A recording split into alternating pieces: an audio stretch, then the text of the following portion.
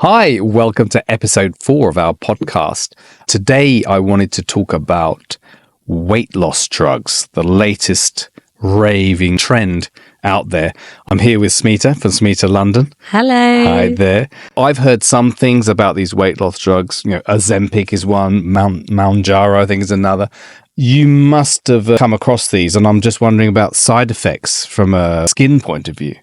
Yeah, I definitely have come across those. And what's really interesting is that not everybody will admit that they are on this Ozempic. And now you've probably heard about the Ozempic face, which... Ozempic face? Yeah, it's when you lose weight very, very quickly, you really do know. You obviously notice it on your body, which we'll talk about in a minute, but you notice it on the face. And the face has lost a lot of fat. So it suddenly starts to look quite gaunt. And when a face starts to look gaunt, it looks very aged. So the person could be very happy with their body, but actually there is an issue with their face. I see it on some of my clients, and maybe I'll say to them, oh, you've lost a lot of weight, but not everybody wants to admit to taking it, which is quite sad. And I do worry about that, because I think it's all about client confidentiality. I'm not going to say anything. I'm not going to judge. It's up to the client what they want to do. But I wouldn't put it as Ozempic face. It's basically all about losing fat really rapidly,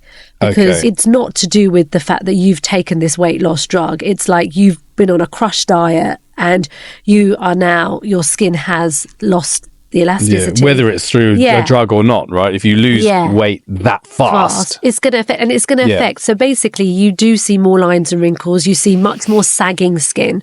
Sagging, the skin just really does sag, and that's because there's not as much elasticity, and the fat has. The fat content in the skin is gone, so that's really going to make a big impact on the face. Hair loss is a big one as well, because you're not getting enough nutrients that you should get. It's going to affect your gut again. If your gut is affected, not enough fatty acids in your diet because you're not as hungry, it's going to affect your face as well. You're going to become more sensitive. So these are the kind of things I've seen, and I really notice that the skin is much more reactive to treatments that the client has had before. Yeah. But all of a sudden, the skin can't tolerate it.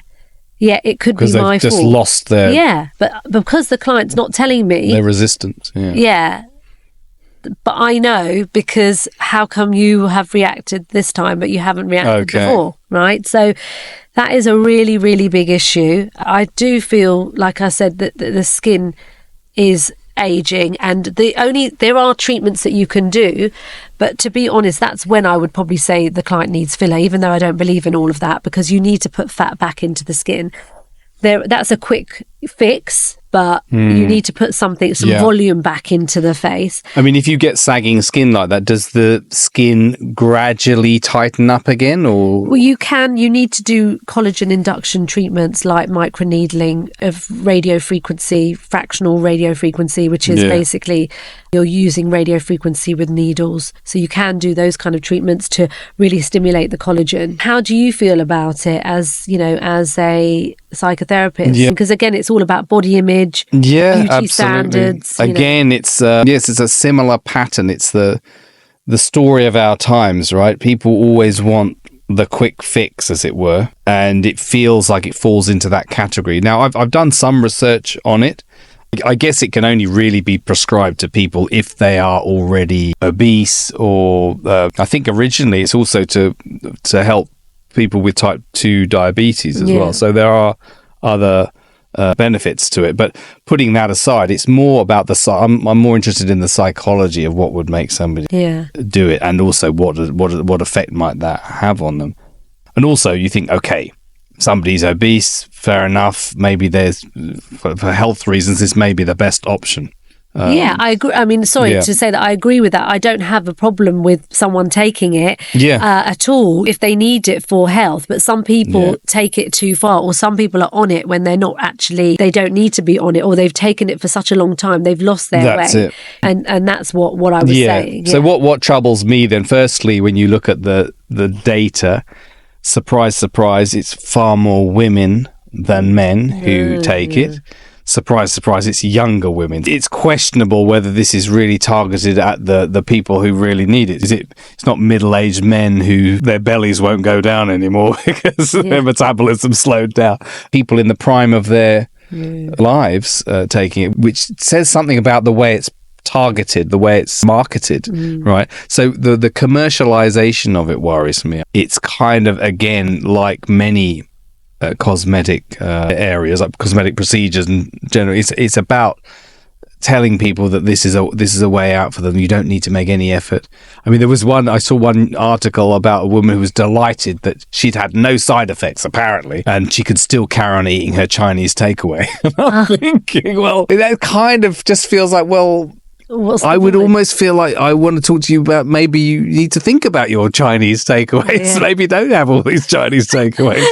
But she was absolutely ecstatic about it. And, that's a bit like me and my biscuits. Oh, yeah. So it's the, I guess it's the promise of getting something for free, isn't it? You get something without any. If you could take it with no side effect, carry on eating whatever you wanted, your hair wouldn't thin, your skin wouldn't sag, you'd just be thinner than before.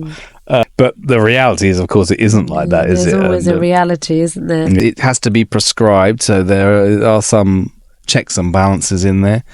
But I feel like it should be a last resort, almost. You should be looking at other ways to think about why isn't your diet the way it should be. Yeah. But also, it's not cheap. That's another thing. Cheap, you could just get a personal trainer. I'm sure. I think it's about £100 a month. Oh, actually, maybe that. I suppose a personal trainer would be. Yeah. No. So, but again, it's about the commercialization of it, isn't it? So people are going to be pushing it because there's money to be made. Yeah. So yes, I feel slightly uneasy about it. Let's say, but I expect to hear much more about it in the future. Yeah. Okay. So yeah. Thanks very much. Very interesting. Thank you, Haran Rasalingam from Thought Bubble. Haran Rasalingam from Thought Bubble. And Smita Ahluwalia from Smita London. Thank you, Smita from Smita London.